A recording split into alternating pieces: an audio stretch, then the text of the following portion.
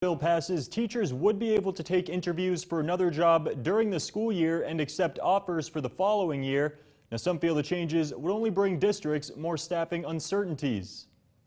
By my count, this is the third year in a row that this proposal has come up, and I wish to have this committee understand how disruptive this proposal is to our ability to meet our obligations to the students that we serve.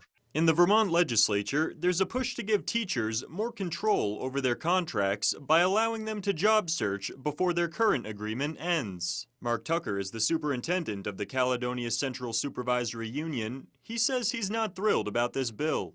A contract is a contract is a contract. The idea that someone can sign a contract and then actively seek to break that contract defies common sense and is an affront to common practice. Tucker said the structure of the current contract system makes staffing more predictable for districts, and the changes could turn things into a bit of a revolving door. But some lawmakers are homing in on how restrictive that system is for teachers. What are the penalties if all of a sudden somebody 2 months into a job or at some point decides they cannot fulfill their contract? If a teacher were to break a contract and just walk away from his or her job, that we're entitled to, or actually required to report that teacher to the licensing division of the Agency of Education, and under statute that teacher is precluded for taking another teaching job in a public school in Vermont for the remainder of that school year. As it stands, officials will generally be more considerate toward a teacher breaking contract if it's due to a sick relative or other hardships. But Senator Brian Campion suggested it's not enough.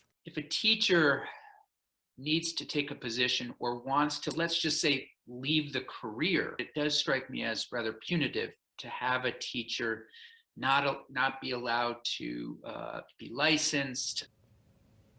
Now, the bill would also protect teachers from discipline for testifying to the Vermont legislature. It is yet to go up for a vote in the Senate Education Committee. Live in the studio tonight, Devin Bates, Local 44 News.